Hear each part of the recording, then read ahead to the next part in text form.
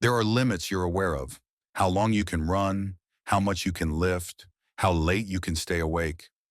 But then there are limits you've never actually tested, not because you couldn't reach them, but because something inside you quietly said, don't. Your body isn't just muscle and bone. It's a system of internal brakes.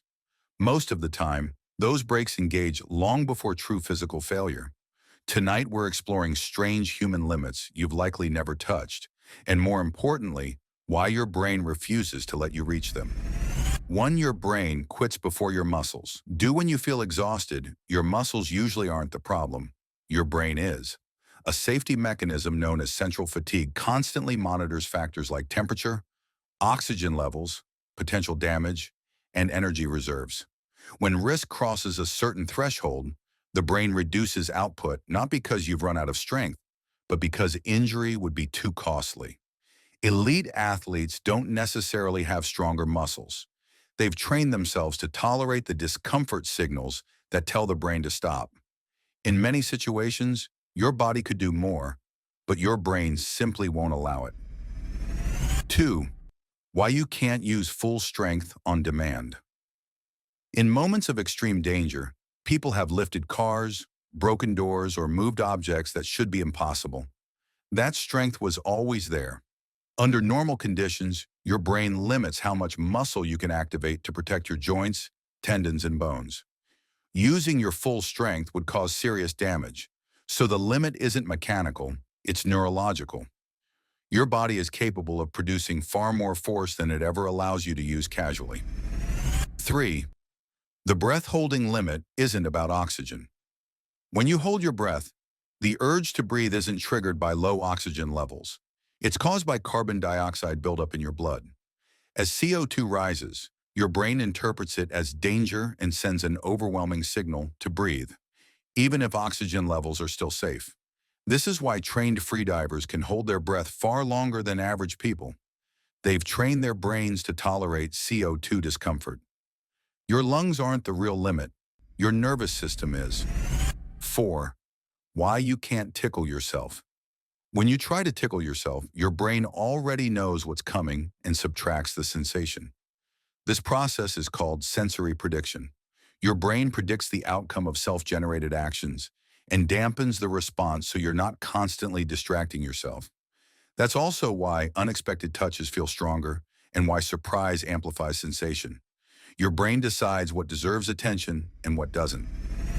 5. The pain you can't handle might not be. The max pain isn't a direct measurement of physical damage. It's a warning system.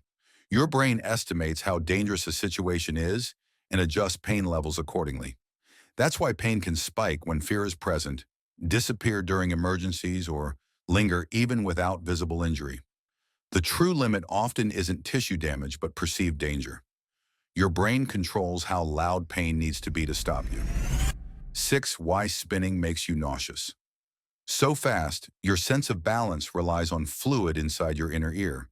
When you spin, that fluid keeps moving even after you stop. Your eyes may say you're still, but your inner ear says you're moving, creating conflicting signals. This mismatch triggers nausea because, in nature, sensory confusion often meant poisoning. Your brain assumes something is wrong and tries to eject it. Dizziness isn't weakness, it's an ancient safety alarm. 7. The strange limit of eye contact. Most people can only maintain direct eye contact for a few seconds before discomfort sets in.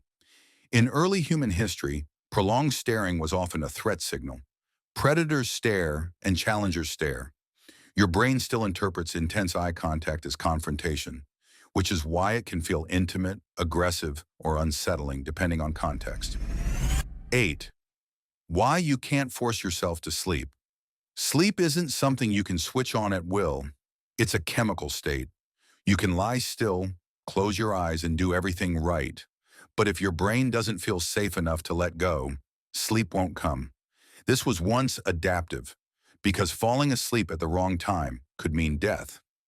Your brain waits for the right internal conditions before releasing consciousness. 9. The hunger limit is negotiable. Energy is not. You can skip meals and ignore hunger for hours. But when blood glucose drops too far, your brain intervenes. Mood shifts, focus collapses, and irritability spikes. The brain consumes a disproportionate amount of energy and protects itself aggressively. Hunger can be negotiated, but brain energy cannot. 10. Why you freeze instead of act, fight, or flight gets most of the attention, but freeze is just as common. Freezing conserves energy and reduces detection, and in many situations, movement once made things worse. When you hesitate under stress, it isn't failure. It's an ancient survival strategy that worked often enough to be passed down. 11. You can't override fear with logic. Fear responses bypass conscious thought. The amygdala reacts first and logic arrives later. That's why you jump before thinking, your heart races without a clear reason, and calm reasoning comes too late. Fear isn't designed to be debated, it's designed to act. Most of your limits aren't physical, they're protective. Your brain evolved to keep you alive, not to help you explore your maximum potential. It assumes injury is costly, energy is scarce, and recovery is uncertain, so it stops you early. And maybe the strangest limit of all is that you rarely notice these breaks working. You just think, I'm tired, I can't, or I've had enough, when often your body had more left. Your brain just decided it wasn't worth the risk.